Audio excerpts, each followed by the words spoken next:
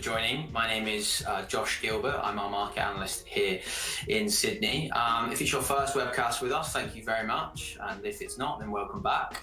I'm joined today by VoDinh, our senior account manager here at eToro. And I'm also joined by Davide Marcotti, an elite popular investor from eToro, Australia. Davide has over 600 copies and looks after more than $1 million under his management as a popular investor at eToro. It's great to have you both with us today. Vinh and Davide, welcome. Thanks for having us. My pleasure. Good. Look, well, that's the introduction out of the way. Look, before we get started, just a few brief bits to sort of cover off. The first is obviously just a couple of disclaimers. So the content discussed today is for information and educational purposes only, and does not contain investment advice or any investment recommendations. The information presented does not take into account your objectives, financial situation, or needs into account. Please make sure you understand all the risks involved with trading and investing before committing any capital, and never risk more than you can afford to lose. Past performance is not a guide to future performance. We'll start with you, Davide, just to sort of really kick us off. Let's give the viewers a little bit of background about yourself, and tell us a bit more about who you are and everything like that. Yeah, absolutely, Josh. Thank you for having me, by the way. My name is Davide. I'm 31 years old. I'm originally from Italy, as you can probably tell by now. I came over to Australia in 2017 for work. I'm a manager at a leading and largest consulting firm in the world. We are listed on the NASDAQ. I specialize in financial services myself. I've been trading for 13 years. I have a master's degree with honors in business, and I'm absolutely in love with all things trading and investing. Perfect. Well, that's a good way to start us off. And Vinh, we've been working with Davide at eToro for nearly 2 years now. How about you tell us a little bit about yourself? Sure. Wow, 2 years. Wow, that's a lot. Like, time's been flying, obviously, oddly quickly during this whole pandemic. But yeah, about myself, my name is Vinh. I'm originally from Germany. I have an electric engineering background, but always had the passion for finance. Started trading quite early because my dad was involved in the market. So when I came out to Australia about 6 to 7 years ago, I did my finance degree and then started obviously working in the industry. Perfect, great. We've got a good lineup with us today, and obviously both of you guys are obviously from Europe and abroad. We've got 3 Europeans with us today, so that's a good start. So we'll sort of get into the gritty stuff. Davide, why did you start investing, and sort of what was the real catalyst for you getting involved, and give us a bit about when you joined eToro as well. Yeah, absolutely. So it's actually quite funny because I didn't know that Vinh was introduced to investing by his dad, which is pretty much my story as well. I didn't actually know I didn't know that. Right? So basically, when I was very little, I was like 14 or 15. I remember my dad basically talking about stocks and bonds. He was a bonds guy, my dad, by the way. And at the dinner table, right? So one day I just asked him to stay back after dinner at the dinner table. He was teaching me English usually those days. Yeah, let's not talk about that. But yeah, so I asked him, to stay back, and I actually, popped the question. I was like, so what are stocks and bonds, right? So I didn't even know that what was trading or investing. I had no clue whatsoever. Okay, they don't teach that at school, unfortunately, but that's a topic for another conversation, I guess. And he basically said, look, David, it's not too complicated. He said, right? So he got a piece of paper and he broke it down into smaller pieces of paper, right? And he said, let's imagine that the whole piece of paper is a company, is a business, right? And this business has 100 shares or stocks, whatever you want to call them, right? And now if you buy one of these pieces of paper, so one stock, now you own 1% of that business, right? And I was like, okay, so far it makes sense. And because we own a couple of shares, a couple of stocks of a local bank, he made this example, and I don't know why it stuck with me for so long, but he said, basically tomorrow you can go into the branch, right? And he said the street where the branch is, just to contextualize it, right? And he said, you can go in, you can walk in and say that the chair at the entrance is your chair because you own one stock. And I was like, I don't know if he's messing with me or not, but I was like, okay, let's just go with this, right? And after that conversation, I started looking into this, and obviously, as a newbie, I started analyzing technical analysis, right? So I started studying technical analysis day in, day out. So charts, RSI, Bollinger Bands, everything that you can think of, right? Lots of charts day in and day out. And at the time, I wasn't aware of like hedge funds, high frequency trading algorithms, and all of that jazz. So it was a little bit. I wish I had a little bit more guidance under that respect. But I think it was a good learning opportunity for me to just study by myself, and then I got this passion that wasn't going away, right? So, and when I was finally able to make my first trade, so when I was 18, my first trade, and you're gonna laugh because nobody knows this, but my first trade was an intraday 10x leverage on an Italian stock. Now you must be thinking, this guy's mental, right? Because why in hell you would trade with leverage on your first trade in an intraday position, right? So and I was like, oh well, it was just me.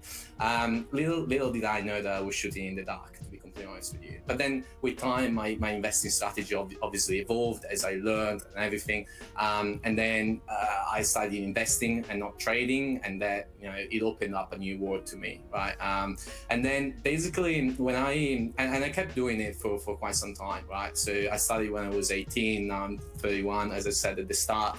So I kept doing that for quite some years. And then when I finally moved to Australia in 2017, I didn't have a broker in Australia, right? So I only had offshore accounts, offshore, if you will, overseas rather, right? So in Italy. So I had a couple of accounts there with stocks and bonds. So I had to find a new broker. So I tested out a few alternatives, as you do. And I always incentivize everyone to try the product first and then decide. And I tried a few, 3 or 4, all of them in the market. I don't know if I can name them or not. But then I decided to sell for eToro for multiple reasons. I'm just human, so obviously the main driver for me was the extremely low fees, commissions, and spreads. So that was obviously one of the key drivers for me, and I'm just a human after all. But also I was struck by the community on eToro. So I didn't know that I could actually connect with other retail investors, and that was really what drove me to make this decision. And then with time, I just started communicating with other people on the platform, and I started developing an interest in understanding what other retail investors thought about the markets, and yeah, that's how I got started, and then I loved it, and here we are, I guess. That's pretty much my journey, Josh. That's a good story. I'm going to say 2 points. 2 points on that. Well, first point is that you mentioned English. Well, you've both got very good English for 2 people that don't have English as their native language. That's the first point. And the second point is that my father nor my mother taught me absolutely nothing about investing.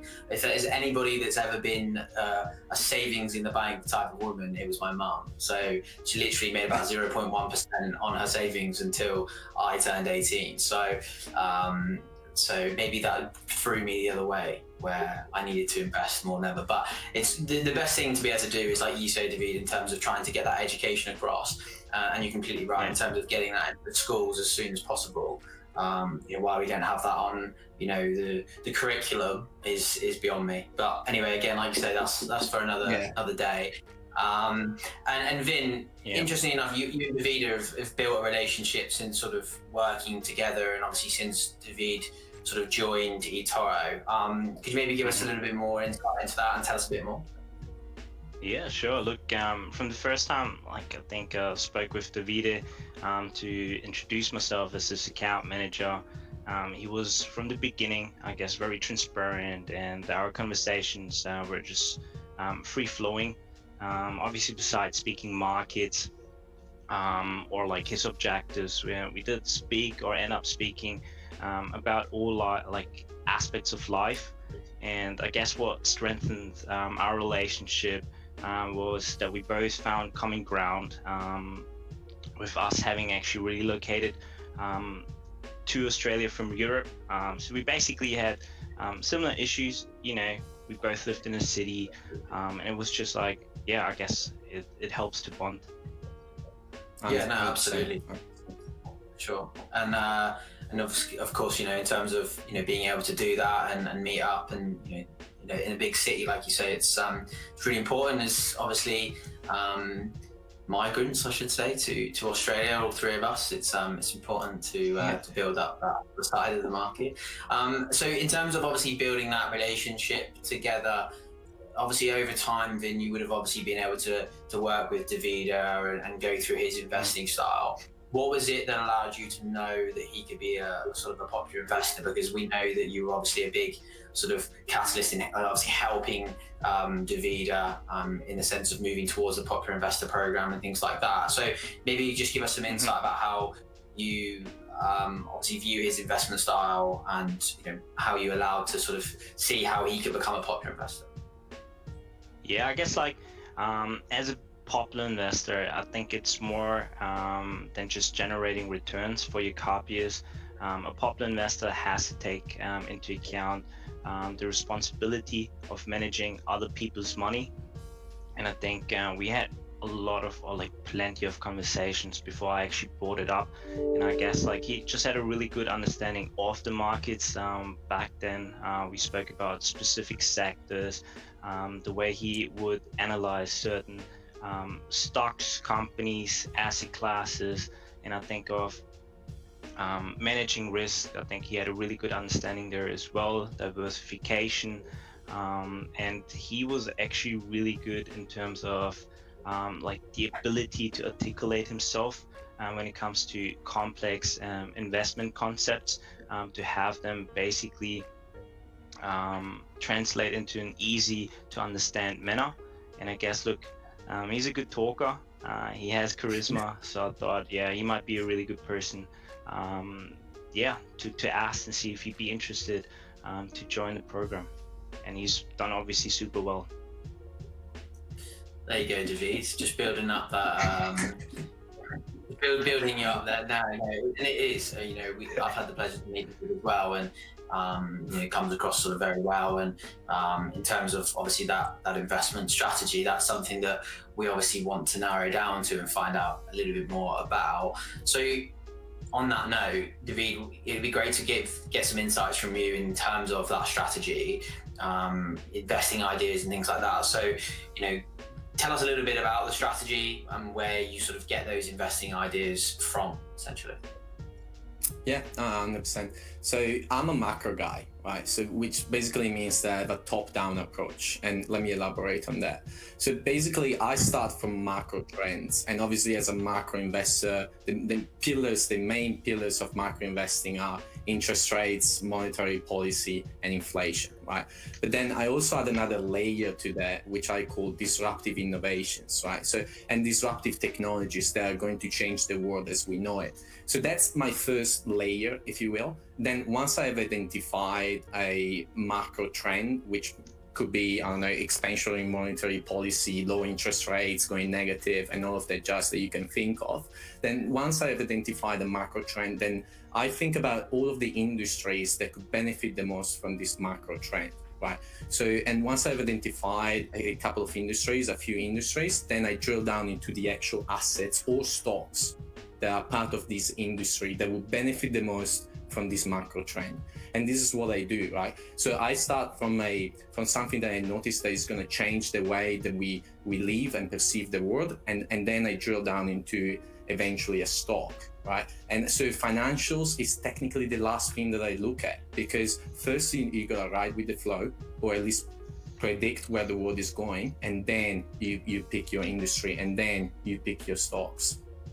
So that's pretty much how I invest, and we can make a couple of examples. We can go through my past trades as well, what I was doing when COVID-19 was hitting the markets in February and March 2020. I have a few examples of that.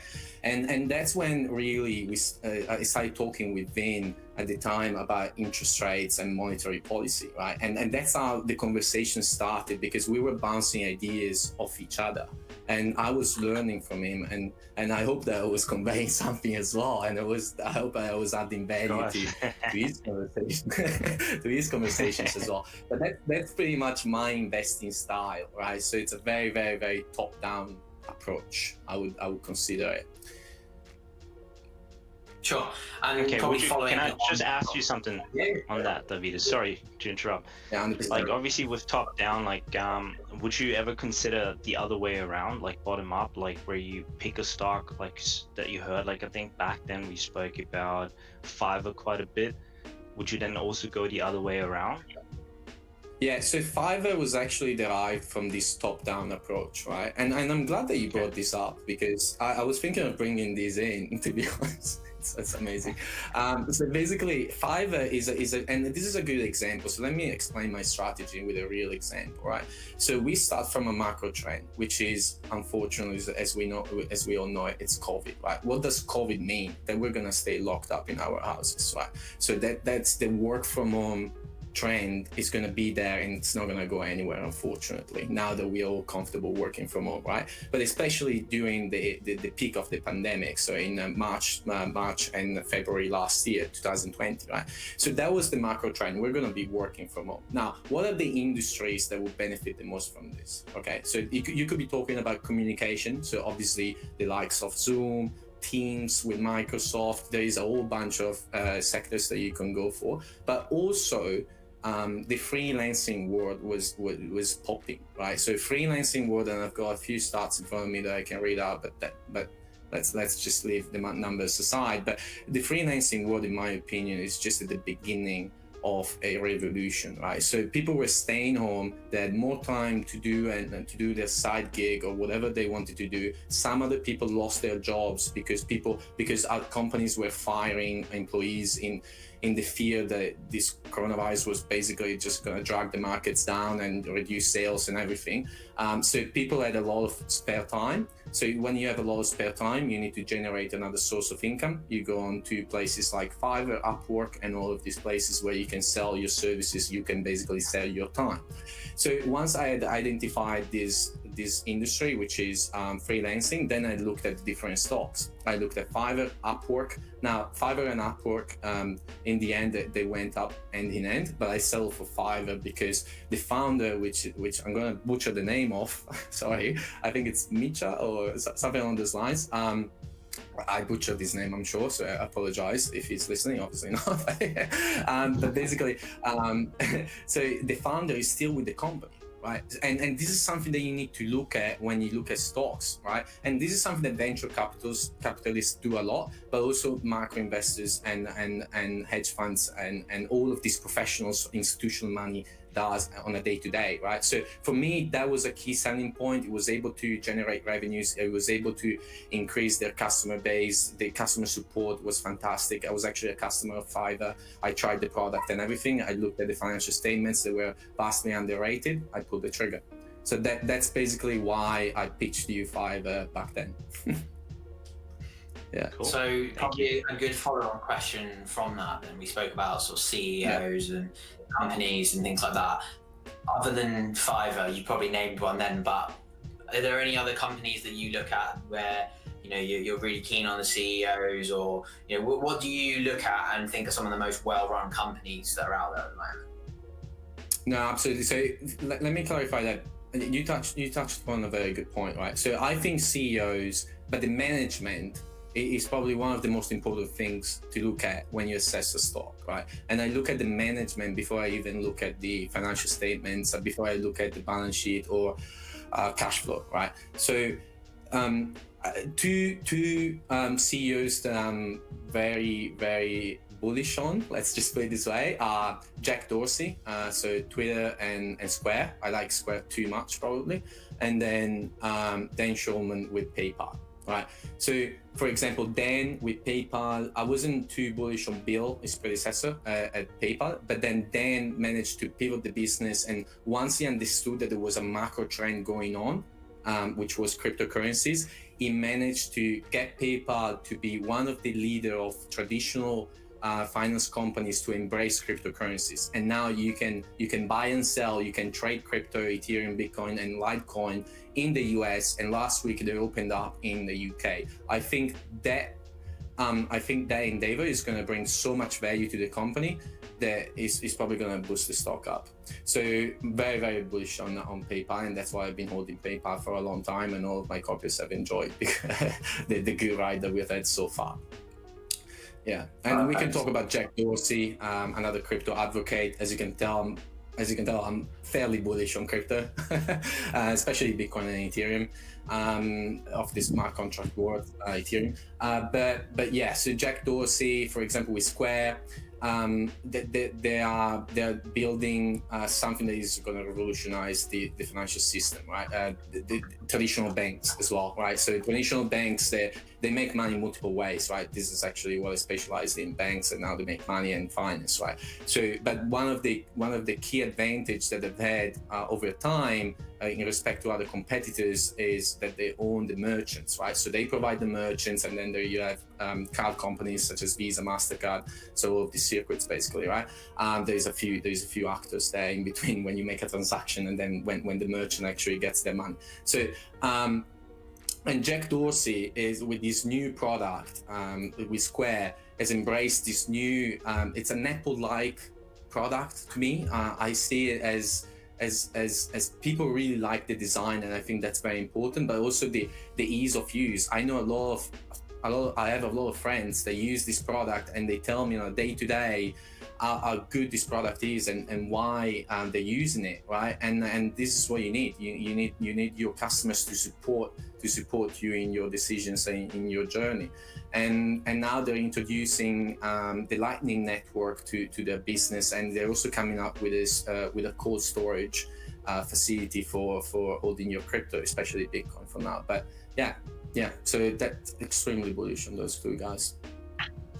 So that's a good probably a point to touch on then as well. You sort of give us a nice insight as to the research that you do, and obviously it's really detailed. It's very rare that we would see, I wouldn't say rare, but obviously, not a lot of investors would understand, unless you're an institutional investor or something like an analyst, that you would need to start with something like the management, right? Because it is obviously a really key focal point when looking at stocks, because if you're not in the right hands, you could be the best business in the world, you could be Apple, but run by the wrong person, it's a no good business, right? So it's really important. So I think before making an investment, and sort of this is sort of slightly following on, what kind of research do you do, and then where do you get that information from? Oh boy, I spend way too much time doing research. Well, there's not such thing as too much time, or too long rather. But I start from a macro perspective, as I was talking about before, right? So I find most of my information through podcasts or following the best investors in the world, right? And I could name a few for the audience. I think one of the top 3 investors in the world are Preston Pish with the TIP podcast. I love it. The second one would be Raoul Pal, Real Vision. I'm a subscriber. I love Raoul Pal. His thinking, his macro thinking it's a genius in my mind. And then obviously Josh Gilbert with Digested Invest and the podcast. No, but this is to say that I value podcasts because podcasts are always up to date, right? So as opposed to reading books about investing. So because when you read a book, that book was probably written, I don't know, maybe 6 or 7 months ago, because it takes time to actually develop a book and to publish it, right? So the book, when it comes out, it's already almost out of date, right? Unless you're reading something about fundamentals in the way that investors think, right? So a mindset book's totally fine, but when they try to analyze stocks or anything like that, then I prefer to go for podcast, obviously, because it's always up to date, it's unfiltered, they produce it and then they release it right away, and you can enjoy it on a walk, and you can enjoy 10 podcasts a day. Well, never listen to 10 podcasts a day myself, but I've done 2 or 3 episodes. Yeah, okay. And I 100%, it's definitely podcasts are, like say, up to date, and there's such a diverse range of podcasts. Obviously, the best is Digested Invest by eToro, but but outside of that, there are a lot of podcasts and news and videos, and we have so much information available in front of us, digitally, without the need for books. But we'll get onto books in a moment as well, because books are still a very useful tool, but maybe we have other tools such as podcasts that can help investors these days anyway. And on that, we'll probably go back to you, Vinh, because you've obviously been involved with financial markets for a long time. You've obviously mentioned that you had conversations with your dad about it. So what skills do you think make a great investor? Look, it really depends on the approach. You're asking about investing, long-term investing, I guess. So exactly like what Davide said, I'm a big fan of fundamental analysis. I guess when it comes to investing, it's super important that you do your due diligence in researching your investments to really have the ability to value assets, businesses. Like an example that usually you always do is like when people buy cars, or people, you know, go into a restaurant, they would do the research before they spend big money, right? Or like if they buying a house or renting a place, they're gonna look first what they can get for the money. I think it's the same with investments. So you do have to do your research, what's about the company. But besides that, I think Davide obviously has addressed it mostly with the top-down, bottom-up approach. But I guess patience is also key.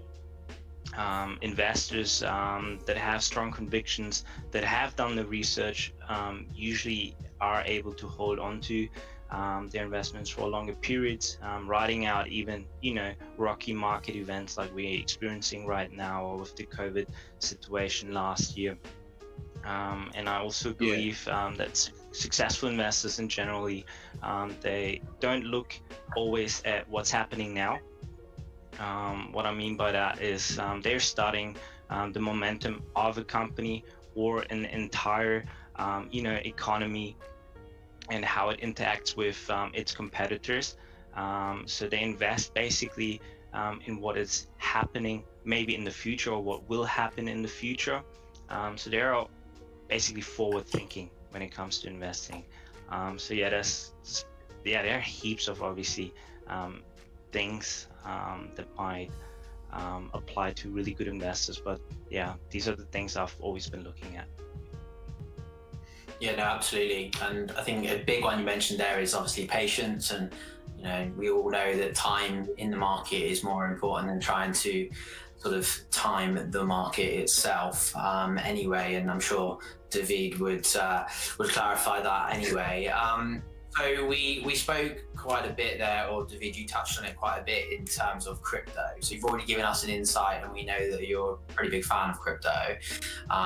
So why are you interested in crypto, and which cryptos do you think have the strongest use cases? So for those investors that are maybe not sure why they should have an interest in crypto, give us some insight as to why you're interested in and those strongest use cases. Yeah, no, absolutely. So first of all, let's clarify this, right? Crypto is fairly volatile, right? So obviously, as you said at the start, invest money you can afford to lose. Don't invest money, and this is something that I always say to my corporates, don't invest in me if you have debt to pay off, right? If you have got debt on your credit cards and everything, just clear that off and then come back and invest. Because if you have money that you need to use for something else down the line, 6 months down the line, or a couple of months down the line, say that you have to pay your tuition for university or such, you're not going to make strong and informed decisions. You're not going to be patient. You're not going to be able to weather the storm. For example, what's happening now in China with Evegrande, or whatever it's called, right? Evergrande or Evergrande. They call it different ways. Now, I've been listening to many podcasts about this now recently, and I've been doing my own research. It keeps changing the way that they pronounce it. But basically, just when you're ready to invest money there, you can lock in for a certain period of time, right? So with that being said, now, why am I bullish on crypto? Which cryptos do I think are going to not perform the best, but which cryptos have the best use cases? We need to go back to what I call the king, which is Bitcoin. I'm not a Bitcoin maximalist. For those of you that are unaware of that, what that is, it's basically saying that Bitcoin is one, everything else is a scam, right? It's not the case. I do not subscribe to that school of thought, if you will. But I think that Bitcoin is basically digital gold, right? Now, Michael Saylor, the CEO of MicroStrategy, defines it as it's a digital bank in cyberspace, powered by cyber hornets. It's digital real estate. It's all digital, right? For me, it's just gold 2.0. It's a store of value. So that's its main purpose, right? Now, with the Taproot upgrade that is coming in the next few months, it's probably going to enable good and decent smart contracts. But for now, that's a whole different story, right? And we're going to talk about that in a couple of seconds. But basically, for me, Bitcoin is the ultimate store of value, and it's the ultimate hedge against inflation. And obviously, when we are experiencing macro trends such as expansionary monetary policy, interest rates going basically to zero and possibly negative in the near future, and inflation going through the roof, well, then you need to cover yourself. You need to hedge your bets, and I think Bitcoin provides that value and that sort of objective in your portfolio. Now, Ethereum is a different story. I'm also bullish on smart contract and smart chains. Yeah, Ethereum has got the first mover advantage. Now, the gas fees, which basically, for those of you that are unaware, the gas fees are basically the commissions that you pay to transact on the Ethereum blockchain. The gas fees are pretty high, so that's why there are layer 2 solutions such as Matic, also called Polygon. But basically, Ethereum is going to revolutionize the way that we interact on a day-to-day, the way that we approach financial services with DeFi, as well as other use cases when you track the origin of a product all the way through the value chain. So there is multiple blockchain space, which I think are going to manifest themselves to the full power in the next year or 5 years. To be honest, I'm not in a rush to make a quick buck with those investments. I think it's the market will take time to realize that, because most people don't really know what this technology is, right? So when you mention Bitcoin, they think it's a get-rich-quick scheme, right? So there is a lot of misinformation in the market that we, as innovators, have the obligation to teach and to inform other people, to make sure that we're all on the same page, to make sure that they can make informed decisions themselves, right? So that's basically the two cryptos that I'm looking at, the two cryptos that I have in my portfolio on eToro, so Bitcoin and Ethereum. I'm not saying that other smart chains don't have any value. So you look at Cardano or Parachains on Polkadot, and you've got heaps on eToro. I think there are 26 cryptos that you can buy on eToro. But for now, I'm just sticking to the two that I think are the best. Yeah, no, it makes sense. And obviously you made a great point in terms of the timeline for crypto, and obviously the investment portfolio as well, right? If you're investing into a crypto asset, you should probably not be looking to sort of take it out tomorrow, that's for sure, not with sort of that volatility. And I think as we move through the years, we continue to see how crypto can help build a diversified portfolio. Yes, we've seen it react at the moment, obviously with the sort of the sell-off that we've seen over the last few days, but overall it's such a low correlation to other asset classes. In some cases it can actually really help sort of de-risk a portfolio by sort of essentially helping with that diversification element. So it's continuing to be added to sort of investment portfolios. We continue to see that happening, so it's really good. So question for both.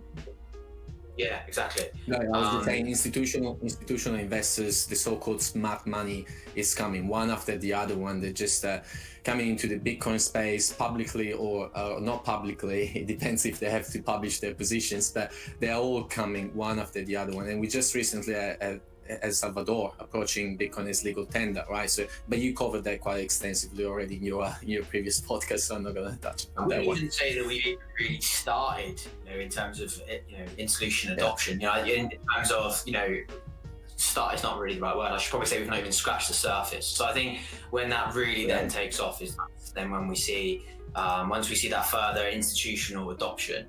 That's when obviously the game then really does begin to change. And I think we're already, we're starting blocks with obviously, Michael Saylor, Elon Musk, Jack Dorsey, Twitter adoption, things like that. So, So question for both of you, and I'll go to you for it first, Davide. So we spoke about obviously research, podcasts earlier. So I want to touch a little bit on sort of more traditional methods and things like books. And we spoke about sort of top investors earlier. What investors inspired you or mentored you? Sort of what lessons did you learn from them? And is there a particular book that you would have read back in the day that you would recommend to sort of the viewers? Okay, so one book that I can think of off the top of my head is The Price of Tomorrow by Jeff Booth, right? So, and that book explains pretty much what inflation and deflation actually are, right? Because as you know, there are two forces that are fighting against each other, right? So there is inflation that is brought on by the expansionary monetary policy, and then you've got deflation on the other hand, and represented by the likes of Katie Wood, right? So she's a big advocate of this deflationary pressure that is coming from technology, right? Because think about it, your laptop that you're using now, if you were to buy that 10 years ago, it would have costed probably 10 or 5 or 10 fold, right? So the price of, and there's a good study by McKinsey that was published a long time ago, but it's still relevant, where the price of components that are used in electronics is going down year on year, right? So that's deflation, right? But then, and the price of internet as well, right? I remember when I was a kid, then the price of internet was pretty high, right? Whereas now you can easily get Wi-Fi and fiber and everything, right? Whereas the other side of the equation, which is inflation, which is brought on by the expansionary monetary policy that pretty much all central banks are adopting now, well, these two eventually will collide, and only one will come ahead, right? And this is very interesting. This is what Jeff Booth talks about in his book, The Price of Tomorrow. So really highly recommend that book. And well, then I think when it comes to, we're going to say anything about inflation, it's probably house prices right now, but we don't talk about houses at eToro. Sorry, Davide, carry on. that's fine. You can invest in REIT, so like funds that invest in real estate. I do have a very small percentage in it, so yeah, no, I like that. I like that. Now I don't know whether I will get into real estate too much now with what's happening in China, but it's definitely something to consider to diversify your portfolio even further. So, and then going back to the second bit of your question, which was about which macro, or which investors rather, I like macro too much probably, but which investors have shaped the way that you think and the way that you assess companies and stuff, right? So the first and foremost, the guy that I like the most is probably Preston Pitch, right? So he is the host of the Investors Podcast. Now there is different spin-offs to that podcast. We Study Billionaires, it's called. And basically this guy, he always goes back to first principles, right? So when you approach anything, and I think this methodology applies in life, but with anything that you do, you go back to first principles, right? So, and you think about, you take a step back, you look at the bigger picture, and you think, okay, so where is this thing going? What is this gonna do? And how can I benefit the most from this, right? And the way that he explains it, it's just mind-boggling to me, right? And I find so much value in listening to this guy talk for hours and hours and hours, right? And then the second guy that I always look up to is, people would think that it's Katie Wood, but it's not a guy, first of all, but it's not Katie Wood. The second guy, she's amazing, by the way, but the second guy is Raoul Pal, right? Raoul Pal is retired. He retired at the age of 35. He lives in the Cayman Islands. He's the co-founder and CEO of Real Vision. And basically what he does on this platform is basically he interviews other successful investors, macro thinkers, hedge fund managers and such. And he basically just explains finance in a simple-ish way to understand, right? Obviously, if you just go out of school, you can't start listening to Real Vision right away, right? I think the Investors Podcast is a little bit more affordable for those people. But in Real Vision, you get very good information for a low fee. Now, and it's not a plug. I'm not obviously not sponsored by anyone, but and I think that the way he explains stuff and the way he thinks is revolutionary, right? And now he's talking about the exponential age. It's a new series that has come out where all of these technologies are going to shape the way that we think and live in the world. So I find these two guys extremely useful and extremely insightful. Yeah, perfect. And Vinh, same question to you. Any books that you would recommend, or any sort of mentors or any investors that you sort of followed over your time of being in finance? Sure. Look, the first book that I was gifted was by my dad, Rich Dad Poor Dad, to just actually get an understanding. Look, it's a basic. It doesn't really tell you much about, how to trade CFDs or, what to trade or like what to look at. But yeah, Robert Kiyosaki, I think this book kind of like got me started to really want to, like go into this direction, make sure at some point I'm hopefully financial free, to put my money somewhere else besides having it sitting in the banks, especially now with the low interest rates. So yeah, the rat race, basically Robert Kiyosaki, Rich Dad Poor Dad, was something I quite liked, and The Intelligent Investor by I think Benjamin Graham. But yeah, look, I'm not really a book reader, to be truly honest. Like Davide, I prefer podcast, look into YouTube a lot when it comes to researching things that I'm not aware of. I try to find stuff on YouTube, on Google, obviously, to learn and read more about stuff. Yeah, no, and like you say, it's a great place to start with. Books are very traditional in that sense. I think now what we learn from those sort of books, especially Intelligent Investor, Rich Dad Poor Dad, are just the basic fundamentals of investing, especially with Benjamin Graham, right? Breaking that down into why you should be investing, diversification. Correct. He talks a lot about bonds. We're going back to the 50s and 60s when bonds were obviously paying a much higher percentage than what they are now. But again, it's just those investment principles. And one of the books that was one of the ones that I've really enjoyed was One Up on Wall Street, Peter Lynch. So I'm not sure if either of you have read it, but basically for an investor to sort of read it, it effectively just points out that anybody can be an investor. I think that's really important, is sort of highlighting that you don't have to be a financial expert to be an investor. And Davide, obviously, in terms of your background, yes, you come from a finance background, but in terms of, you don't have that sort of master's degree in investment analysis or anything like that, and that points out that you can be, correct, you can look after people's funds, and you can, run a very successful portfolio and essentially outperform the market. Which, again, going back, looking at Warren Buffett, Benjamin Graham, is very, very difficult to do. Outperform the market consistently, and obviously, as we can see from your portfolio, that is a feat that shouldn't be begrudged and something that you've been able to do. So that's really important. So just before we go on to some questions from the audience, I've just got one more question to ask you, David, and it's probably relevant to ask this with what we've sort of seen in the last few days. But it's very simple. How do you feel about the market right now? So I didn't want to interrupt you before, right? But you said Peter Lynch, and he said something that I find very relevant now, right? You know what he said? He said, more money is being lost waiting for a correction than the money lost in the correction itself, right? And that's exactly what I think is happening now. Now, obviously, if we had this talk 2 weeks ago, I would have just said bullish, right?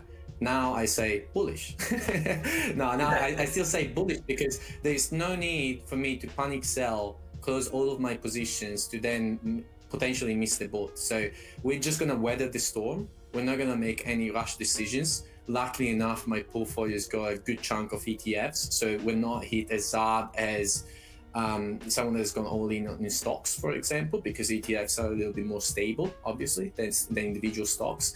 But I still think that a short-term correction is kind of expected. Now the S&P 500 and Nasdaq have had a massive run this year, 20% each almost, and last year with the Nasdaq 44%. So a correction was a little bit overdue, if you need my opinion. But yes, so whichever case, it's fine. You're not investing for next week, you're not investing for next month, you're investing for the next 5 to 10 years. So whichever is going to be, we're going to weather it together. Davide, do you believe then it'd be a good buying opportunity then right now, if you look at the crypto markets, also the equity markets? What's your opinion on that? So two markets, right? So when it comes to crypto, so crypto shouldn't be impacted by what's happening now, right? So there's Evegrande that is going bust. It's going to take down potentially 1 or 2 other stocks. Then we see whether the CCP steps in and bail them out, right? We'll see what will happen, right? Maybe they want to teach them a lesson. We'll see, right? China's been very controversial, to say the least, in the last couple of months with their policies. But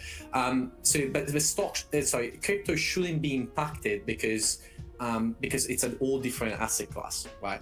However, the people that are, whose stocks are dumping, right, whose stocks are going down, then they're selling their other assets, right, because they want to take profit on something else that is going up, right, crypto, right? So there is a rush to, and the same thing happening in March, in February and March in 2020, there is a rush to fiat money, right? So to the dollar or to any currency, to any fiat, right? Because people are scared. Right? They're scared that it's going to be another Lehman Brothers. They're scared that they're not going to be able to feed their family next week, right? So people are rushing to the dollar, and there is a sell pressure. And then on top of that, the crypto market is very levered, right? So there is huge leverage positions in the crypto market on the likes of Binance, Coinbase, and there is other platforms where you can leverage your trades, right?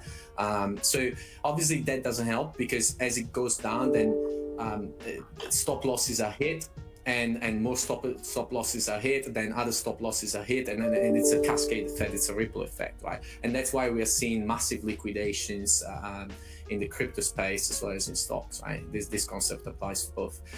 So to go back to your question, yes, I do see a buying opportunity, but I always advise, and it's not financial advice, but this is what I do. I always tell my copies and followers to dollar cost average in, right? So when I buy into a stock, or when I buy into an asset, which could be crypto, for example, I step in with the first investment, right?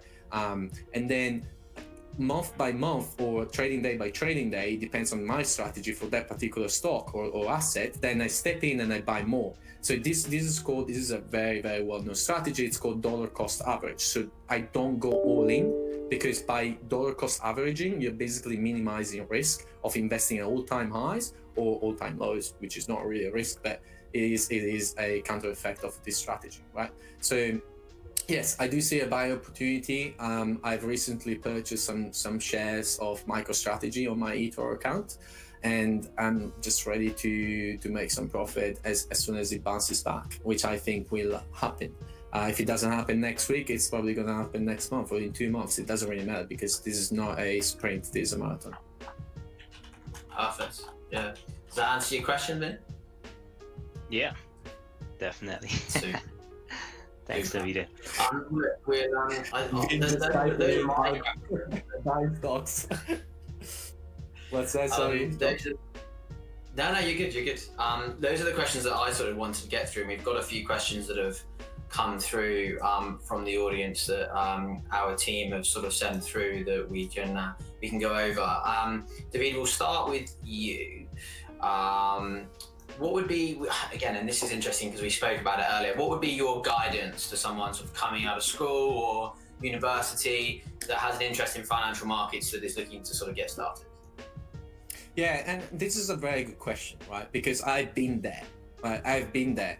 And if I could change the world, I would just add some sort of financial literacy class to high school, right?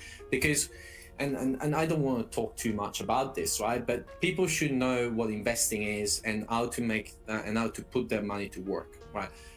So if you're not learning this at school, that doesn't mean that you can't learn it at all, right? So you go on to YouTube, you go on to Google, you go on to the eToro feed, it's good, right? There's lots of talented people that post on that one, right? Lots of insights, lots of really detailed analysis of stocks, right? I look at them myself, right? And you can get a very good understanding of what investing versus trading is. And then as a first step, I would understand what are the differences, as I said, of investing versus trading. Okay, trading could be also considered day trading or whatever you want. Is when you basically buy and sell pretty frequently. Investing is when you invest in an asset and then you hold it, and then you plan down an exit strategy and then you sell it eventually, right? Or just like Warren Buffett is. Preferred holding period is forever, he says. But it's okay to take profits, I reckon, and to reinvest it. So yeah, that's pretty much my main advice to newcomers to this space, right? Just read up a lot, and it's fun. Listen to podcasts.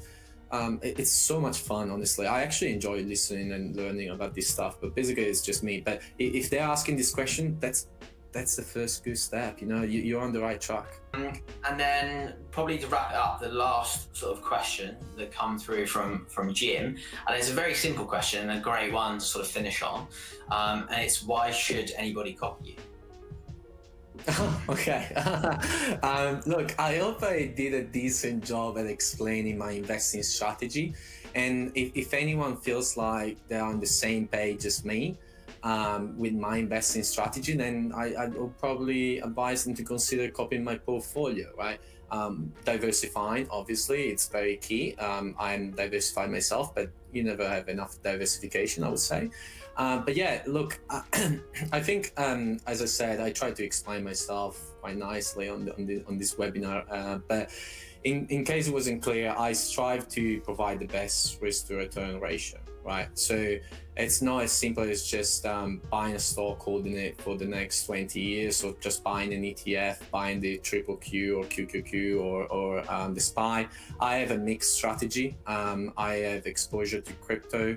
To some extent, 20% of my portfolio now is exposed to crypto, and I really do too much research not to beat the market. So at least I hope so, right? But that's what I strive for. I strive to beat the S&P 500, which is my benchmark. And if I was not able to do so, then I would probably not even advertise myself. Perfect. Well, there you go.